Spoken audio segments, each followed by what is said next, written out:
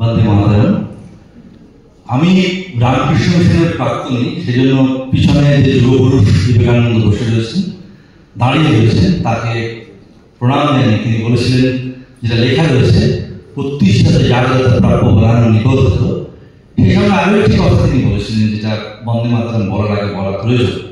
সে হচ্ছে যে আগামী 50 বছরের জন্য বিস্মিত হওয়া অন্য সকল দেবতা পূজা করে সেবা করে প্রসন্ন করো সেই একমাত্র দেবতাকে, যিনি সারা জানালেন হৃদয়ের সন্নিবিষ্ট বহুরূপে সম্মুখিত। আপনারা যদি বন্দে মাতরমকে খুব ভালো করে দেখেন, তাহলে দেখবেন এই যে গভীর বাণীটি, তা কিন্তু বন্দে মাতরমের মধ্য দিয়েও প্রতিফলিত হয়েছে। বন্দে মাতরম এই নিয়ে অনেক কথা আমি গল্পের মতো বলতে চাই, কেননা যা কথা মহারাজ বলে গেছেন, রবীন্দ্রনাথ ঠাকুরের প্রসঙ্গ এসেছে, আপনারা সকলে শুনেছেন। আমি ছোট্ট করে গল্পগুলো বলেছি কিভাবে একটা বন্দে মাতরম হয়ে উঠল। সকলেই আমরা জানি যে 1882 সালে আনন্দমঠ প্রথম বই হিসেবে প্রকাশিত হয়, কিন্তু সেই বইটিতে বন্দে মাতরম গানটি ছিল। সেই বন্দে মাতরম গানের পাদটিকায় একটি কথা লিখেছিল। কি কথা লিখেছিল? রাগ মাল্লার, তাল কাওয়ালি, এটি শুরু করেছেন যদু ভট্ট। সেটা 1882 সালে।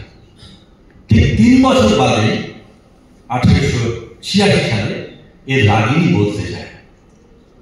বালক পত্রিকায় তরুণ কবি এবং সুরকার রবীন্দ্রনাথ ঠাকুর এই গানটিকে দেশ রাগে রূপান্তরিত করেন। ইতিহাস বলছে রবীন্দ্রনাথ ঠাকুর লেখক বঙ্কিমচন্দ্রকে এই গানটি দেশ রাগে পরিবেশন করে শুনিয়েছিলেন এবং তাতে লেখক খুশি হয়েছিলেন।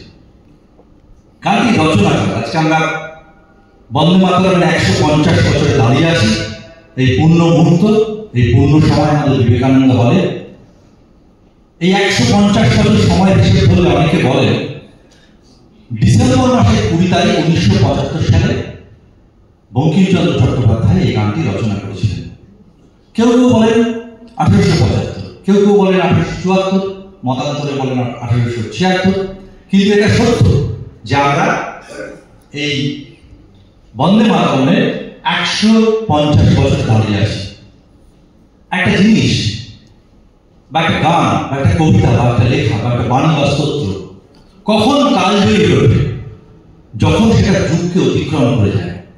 সেই কারণে আজকে 150 বছর বাদে আমরা বন্দে মাতরমের উপর দাঁড়িয়ে আছি।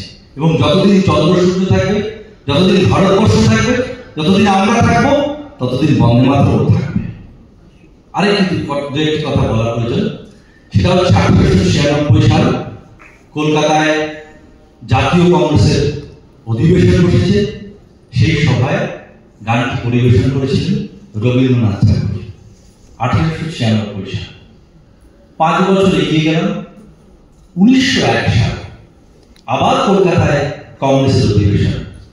সেই সভায় গানটি পরিবেশন করেছিলেন দক্ষিণারঞ্জন সেন। এরপর আরো কিছুদিন চলে যায় 1905 সাল, মানে আরো 3 বছর এগিয়ে গেলাম।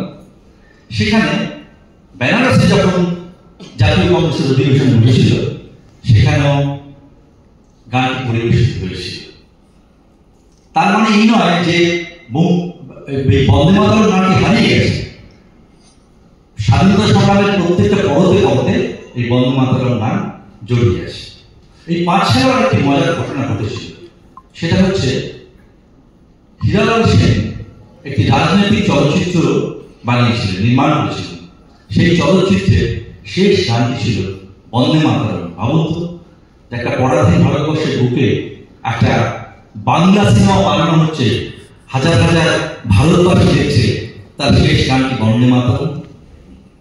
1905 পর 1907 পতাকাটি সকলেই দেখছেন যে মাদাম কামা ভারতের পতাকা কেমন রূপ হবে সেটি এঁকেছিলেন। দেখুন পতাকাটা ওখানে রয়েছে, তার মাঝখানে দেবনাগরী হরফে লেখা আছে বন্দে মাতরম। ঘটনা এখানে শেষ নয়, আরো একটু 2 বছর এগিয়ে যান 1909 সালে। 1909 সালে আমাদের ঋষি অরবিন্দ এই গানটিকে মাদারিজিরা ইংরেজিতে অনুবাদ করেছিলেন এবং তা আন্তর্জাতিক হয়ে উঠেছে। এই গান বহু ভাষায় বহু জনের কাছে সারা পৃথিবীতে ছড়িয়ে পড়েছিল 1909 সালে ঋষি অরবিন্দের অনুবাদ করা এই গান। এই মোটামুটি বন্দে মাতরমের গল্প, তারপরে বন্দে মাতরম কি অবস্থায় রয়েছে, আমরা এখনো বন্দে মাতরমকে বেঁচে আছি।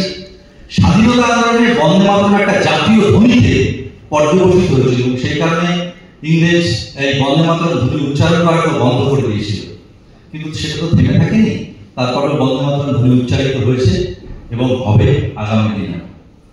ঘোষক যিনি ছিলেন তিনি একটি মজার কথা বলছেন, আমার নামটা ওনার জানা নেই, খুব উল্লেখযোগ্য কথা যে 2002 সালে বিবিসি ওয়ার্ল্ড যখন সারা পৃথিবীতে সর্বশ্রেষ্ঠ এবং সবচেয়ে বেশি জনপ্রিয় 7000 সঙ্গীতের উপর একটি সমীক্ষা করেছিল, সেই সময় হেমন্ত মুখোপাধ্যায়ের গাওয়া বন্দে মাতরম গানটি দ্বিতীয় জনপ্রিয় সঙ্গীত হিসেবে পরিগণিত হয়েছিল।